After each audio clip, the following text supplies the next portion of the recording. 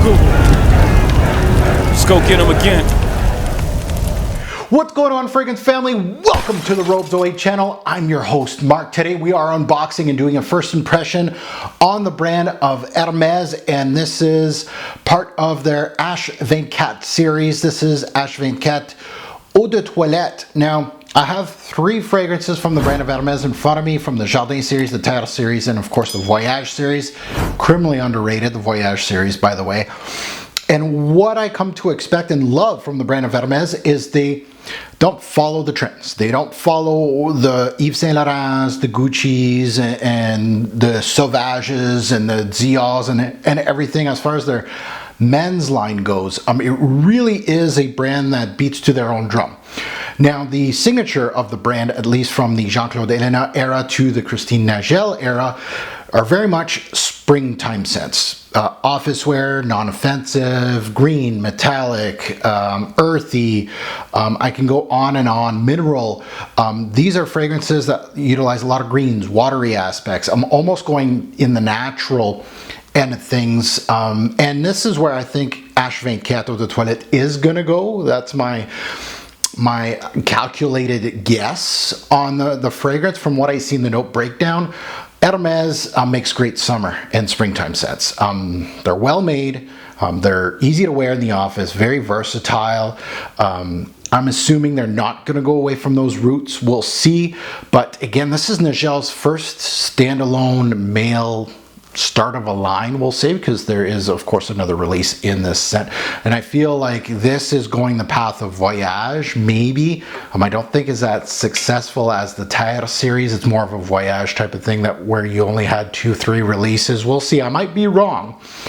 But I feel like they're trying to gravitate away from their top seller Terre.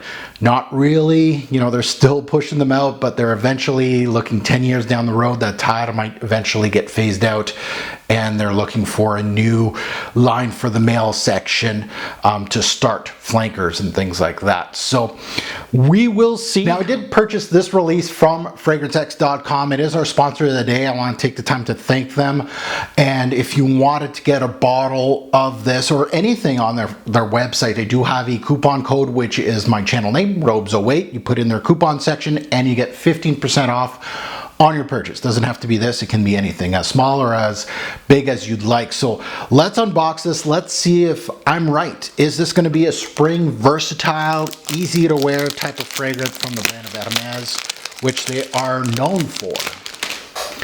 So there you go. I'm actually kind of excited. These are releases, at least from the brand of Hermes, that I feel are not sexy releases. You know, a lot of people want to talk about, you know, the new Le Male elixir and with sexy bottles and note breakdowns and that, and using, you know, gimmicky note breakdowns. This, simple, straightforward. You know, you're going to get some florals in the note breakdown. You might get some spices, some herbs, things like that, but not the sexiest. And the bottle itself, very classy. You know, there's nothing new or crazy here. Beautiful bottle, but very simplistic. All right, let's get into sniffing this one. It is going to be, of course, my atomizer's awesome on this thing. Ooh, that is strong. Oh, off the bat, exactly what I come to expect from the brand of Hermes. Very green, watery. Oh yeah, you know what? It smells like cut grass. It has that watery, oh, it's beautiful. Transparent, fresh, light, but it has also, it has an ozonic quality. God, I love these Hermes releases, and I got to do it again. This is absolutely gorgeous. It just doesn't, you know, it doesn't blow the doors off as being original, but it's very much what I come to expect. Very leafy, green, cut grass comes to mind, but you're near a pond, so there is maybe some daffodils, and there's some greenery, and there is some light floral transparency here. It has, some people say they get like a green banana. I'm getting a little bit of that, but a little herbal, aromatic, herb garden type of thing. Really nicely done. I like the watery, transparent vibe that a lot of Hermes do. It almost kind of feels, you know what? I'll be honest, it really feels like a portion of the Jardin series. It's going into that kind of area. It does have a little bit of a metallic tinge too. Mineral like, yeah. Not earthy, very clean, but it has a little bit of a, again, I'm thinking, you know, near a pond, so it does have some brown, but very light. I mean, it really is really emphasizing the leafiness, the greenness, the ozonic. Yeah. So at the end of the day, nothing new in the fragrance game. I think it really pulls from the Jardin series to me. It feels like an addition to that series, but well balanced, and that's what you come to expect from Hermes.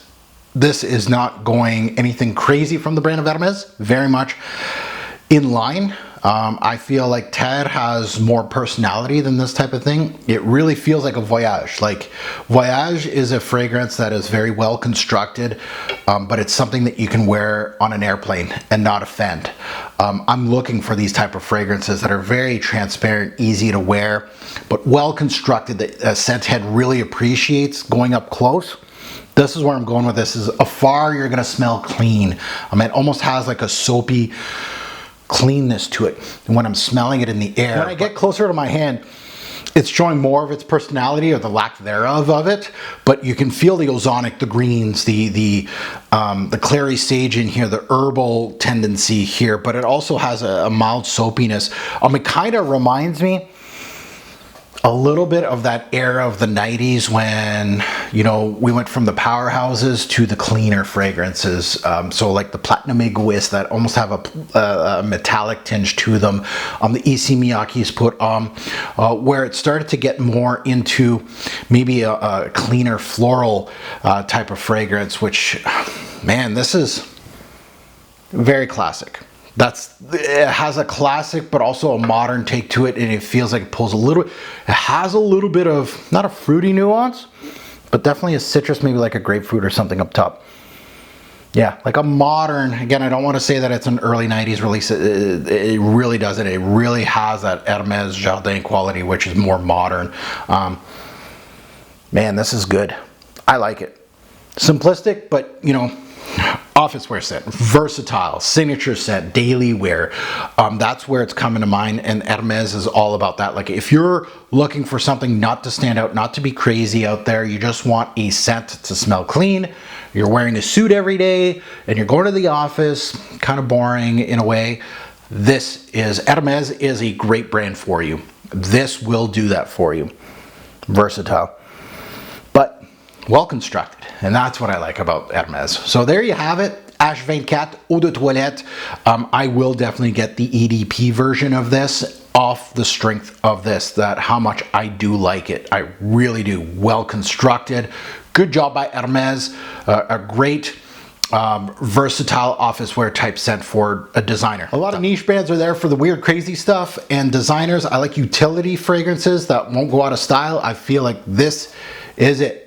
You know, it's not that bubblegummy, you know, 5-10 years down the line, it's discontinued, hard to find, and nobody wants to smell like that. This is very much a classic tone. So now that you heard my take, I'd love to see yours in the comments below. I know a lot of you have smelt this. You maybe go on the other side of the coin saying this is, you know, boring, it didn't stand out, you know, you smelled something like this before. I can see those arguments, but at the same time, I really like this. Well done by Nigel. As always, a great pour fragrance will make a lasting impression. Choose your scent wisely. Thanks for watching, YouTube. Have a good one.